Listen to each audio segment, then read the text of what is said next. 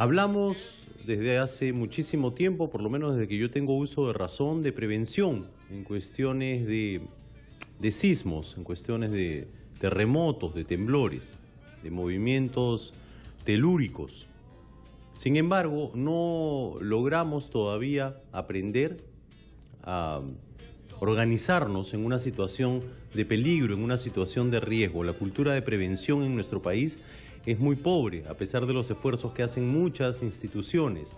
Nosotros, como personas, como sociedad, como individuos, no tomamos en serio estas situaciones. ¿Por qué?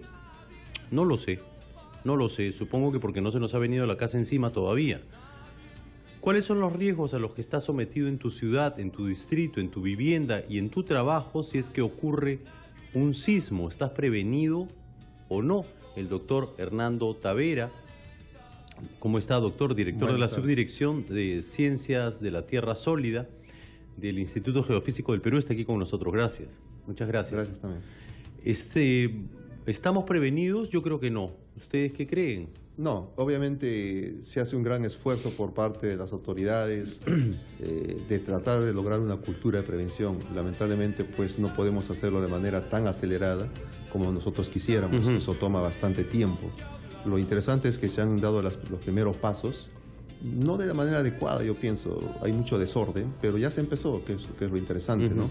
Y parte de eso, obviamente, todos entendemos que es la educación, ¿no? Y la educación es lo que estamos haciendo en este momento, tratar de informar realmente lo que se sabe en Internet. Ahora cualquier persona se mete a Internet y puede averiguar lo que quiera, ¿no? Pero va a depender mucho cómo es que la persona entiende esa información, ¿no? Entonces, para nosotros es bastante importante que la población pueda rescatar lo más positivo de toda esta información, ¿no? Y es un poco lo que estamos conversando, ¿no? La palabra prevención. ¿Vivimos en una zona sísmica? Sí. Sí. Ya lo sabemos desde hace tiempo, tarde o temprano nos vamos a enfrentar con un terremoto. Eso es clarísimo, ¿no es cierto? No es una cuestión ni de Dios, ni de castigos divinos, ni de nada. Es así, es así. Y sin embargo, de pronto no tomamos mucha conciencia. Y siempre la pregunta es, ¿cuándo va a ser el temblor? ¿Cuándo va a ser el terremoto? Eso no se puede saber. Mire, lo interesante de todo esto es que en este momento la ciencia ya puede aportar bastante en lo que representa la gestión de riesgo. Si sabemos que va a haber un terremoto, la primera pregunta que uno podría hacerse es ¿y dónde va a ser ese terremoto? La primera pregunta.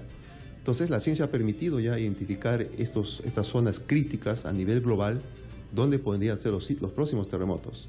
Se ha sabido perfectamente dónde iba a ser el terremoto de Chile de 2010, de Japón de 2011, de Haití de 2010, y el último terremoto de Nepal se sabía exactamente dónde iba a ocurrir. ¿Ah, sí? ¿Qué tamaño podía tener ese terremoto? También lo podemos saber en función del área que está acumulando energía en estas regiones. O sea, eso se sabe ya. ¿Dónde va a ser el próximo terremoto en nuestro país? En nuestro país, los estudios nos han permitido identificar que hay una zona muy crítica frente a Lima, de aproximadamente 350 kilómetros paralelo a la costa, que está acumulando energía desde hace más de 250 años. Ah, ya. ¿No? Entonces, cuanto más tiempo pasa, más energía, más grande puede ser el sismo. Un poco más hacia el sur, en la zona de Chala, Yauca, Acarí, hay un área pequeña que probablemente pues, sea del orden de 100 kilómetros, 150, que también está en esa situación. En la parte al sur de Hilo, Moquegua, Tacna, y toda la parte norte de Chile hasta Antofagasta está acumulando también bastante energía que desde el año 1868, 1877, que en esta zona no se libera esa energía, ¿no? Ahora, estos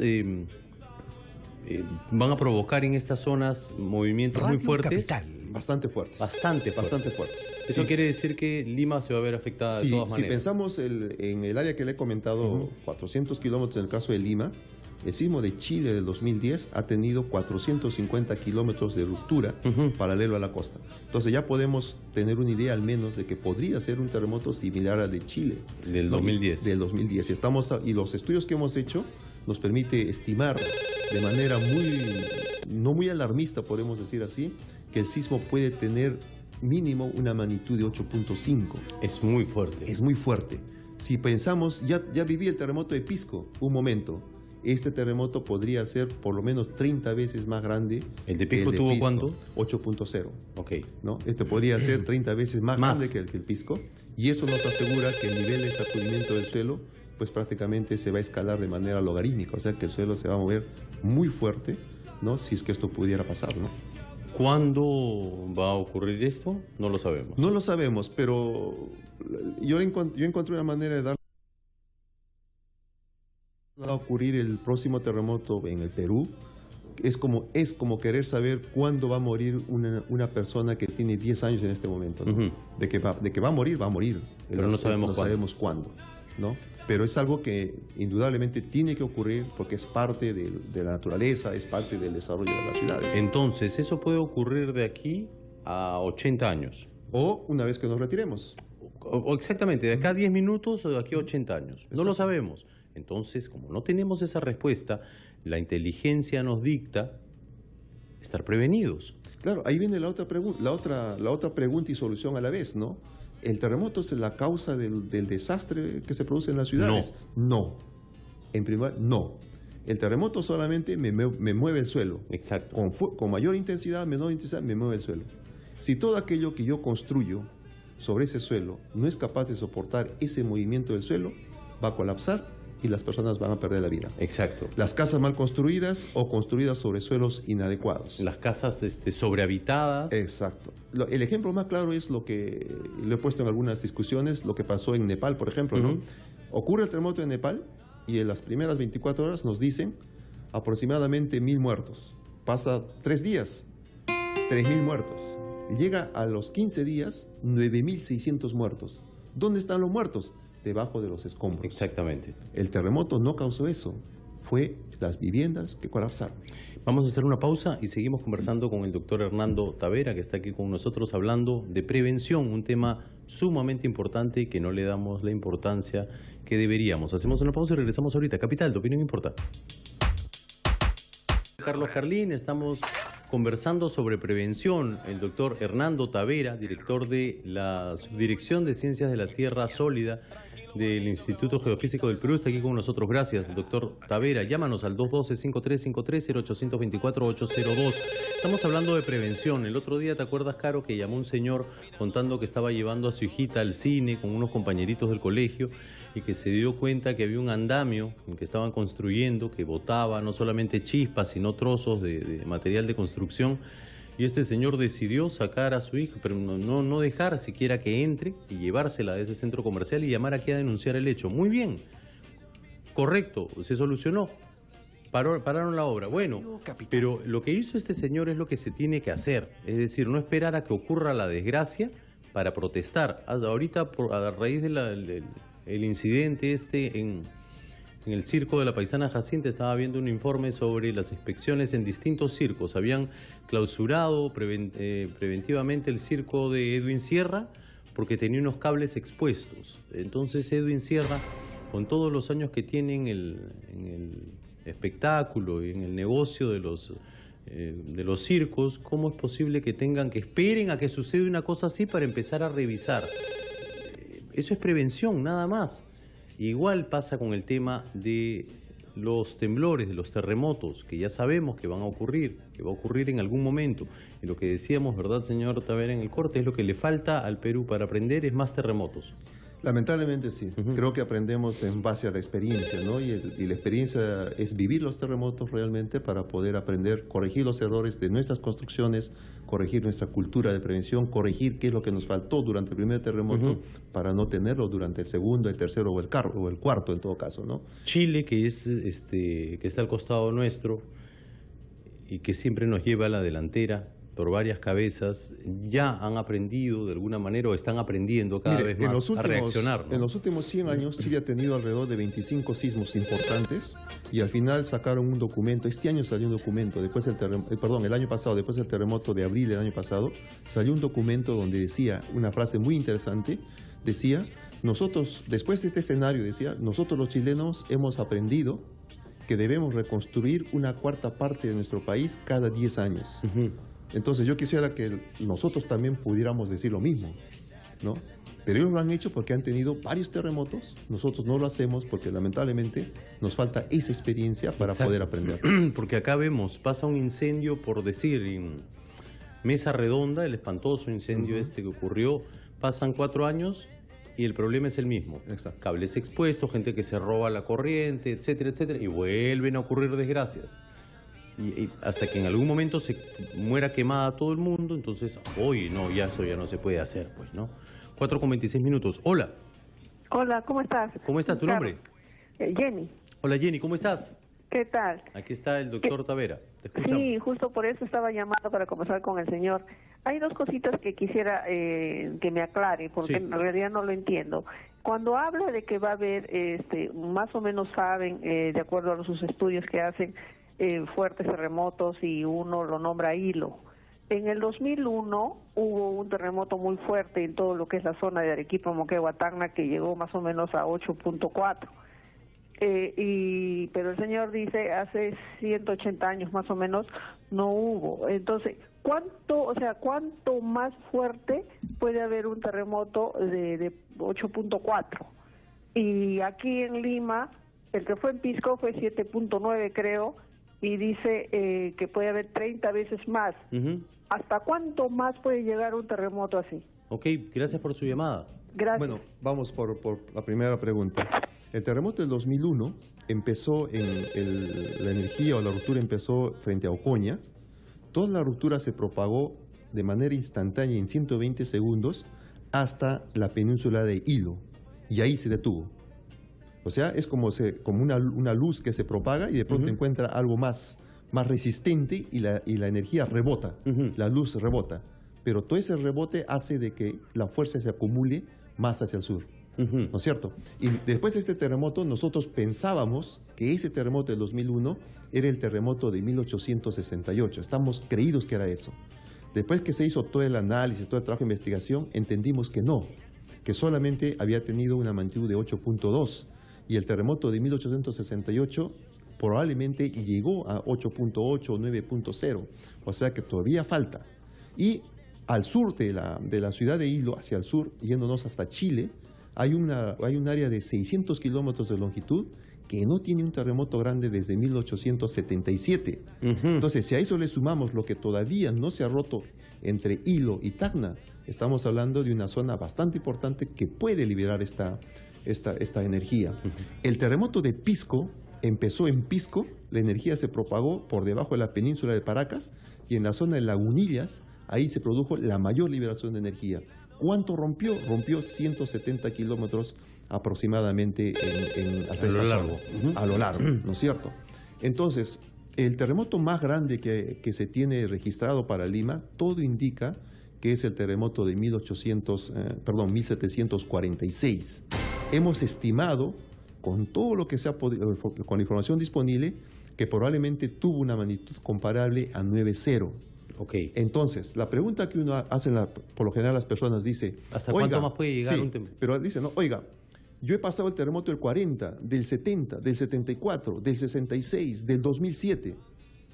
Ok, eran terremotos que no pasaron el valor de 8. Estamos hablando de uno mucho más grande. Cada grado en la escala de Richter es 30 veces más energía que el anterior terremoto. Eso hay que dejar claro.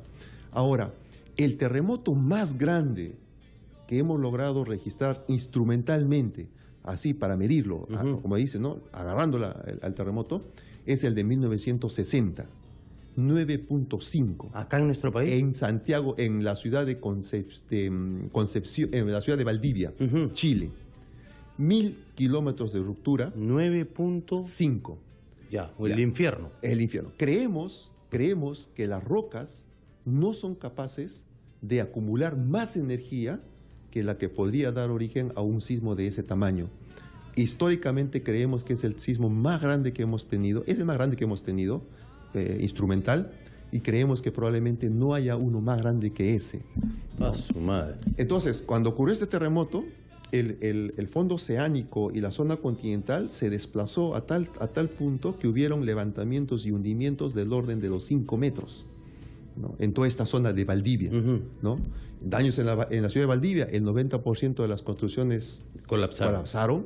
El tsunami, todas las estimaciones que se han hecho, se habla de olas de 21 y 23 metros de altura que inundaron todo el puerto de Valdivia. La hecatombe. La hecatombe.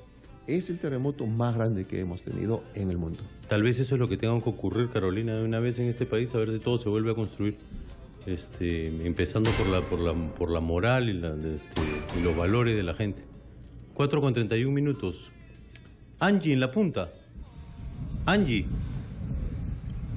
Carlín, ¿cómo estás? En Radio Capital, Bien, tu opinión bien. importa. Me encuentro en la punta, el Callao. Estamos preguntando a los transeúntes qué medidas toma ante un sismo, un terremoto. Y nos hemos encontrado con dos ciudadanos acá. ¿Cuál es su nombre? José. José, dime, ¿qué distrito eres tú? Mire, señorita, yo estoy ahora de paso por acá nomás. Yo soy originario de Piura y vivo allá en Piura, ¿no? Pero estoy por acá dando una vuelta, visitando unos amigos y unos familiares. Dime, tú eres de Piura. ¿Hay algunas medidas que se han tomado ante un sismo, un terremoto, un maremoto? Bueno, yo precisamente soy de la provincia de Sechura y últimamente lo que se está reforzando, he visto que se están reforzando ahí, son los diques en la playa, en el puerto de Parachique específicamente, que es donde más cerca vivo yo. Esas son las medidas, digamos, materiales que se han tomado, ¿no? Luego he escuchado que hay algunas iniciativas para preparar a la población, lo cual me parece que no es consistente, porque no solamente tenemos que tomar medidas materiales, sino también de manera a las personas, ¿no? ¿Tienes una mochila de emergencia tú? No, le soy sincero, no. Por ejemplo, no tengo, no. ¿Y sabes, usted sabe qué es lo que tiene que tener una mochila de emergencia? Sí, buenas tardes. Wilmer Ramírez les saluda, también de la provincia de Piura, departamento de Piura. Radico actualmente en Lince. Si una mochila de emergencia es aquella que tienes, pues, no con todos los EPPs o los lineamientos ahí básicos para ante evacuación, ¿no? Digamos una linterna, ropa, una radio a pilas, cosas básicas allí, ¿no? Como para poder reaccionar. Ok, listo, muchas gracias. Bueno, esas son las opiniones de los transeúntes aquí en el Callao y recordemos que un sismo no ocasiona muerte, sino la falta de prevención. Muchas gracias, Angie, Carlín. el señor sabe que linterna, sí. Que la mochila tiene que tener linterna, pero ¿tiene la mochila y tiene la linterna o no? ¿Ustedes cuentan con una mochila de emergencia? Bueno, yo particularmente sí. Sí, ya. una mochila de emergencia. Bueno, uno de dos, así Por lo menos, pero que bueno, no te pida estamos prestado ahí en el otro, camino pues. hacia la prevención. Gracias, Angie. Gracias. 4:33. Ok.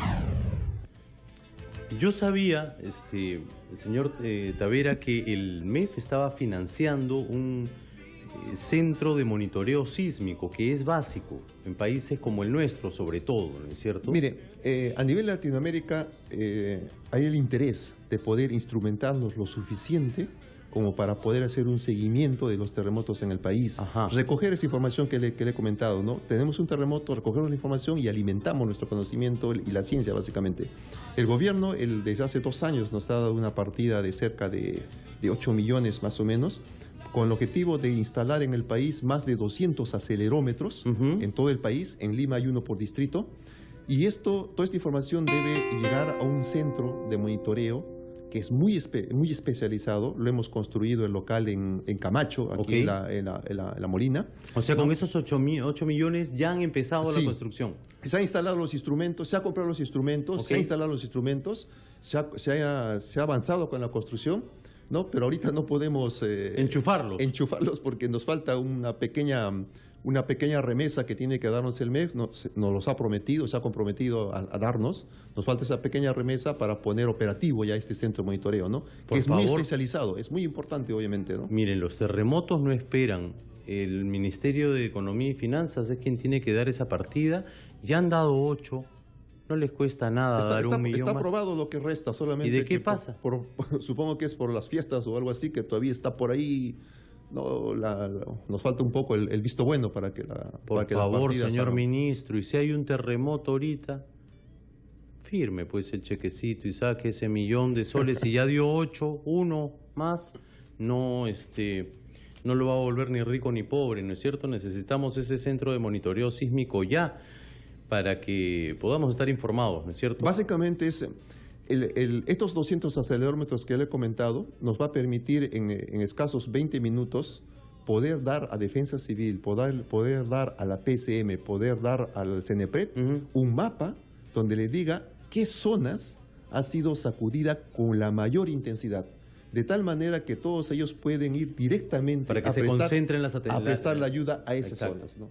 Ese es el objetivo de todo este gran proyecto, Bueno. que lo tiene Estados Unidos, lo tiene Japón, lo tiene Chile, obviamente, y hoy nosotros no nos estamos quedando atrás, eso es lo bueno. Por o sea, una hay firma, apoyo. por Hay favor, apoyo, por hay favor, apoyo. el MEF que se ponga las pilas con eso.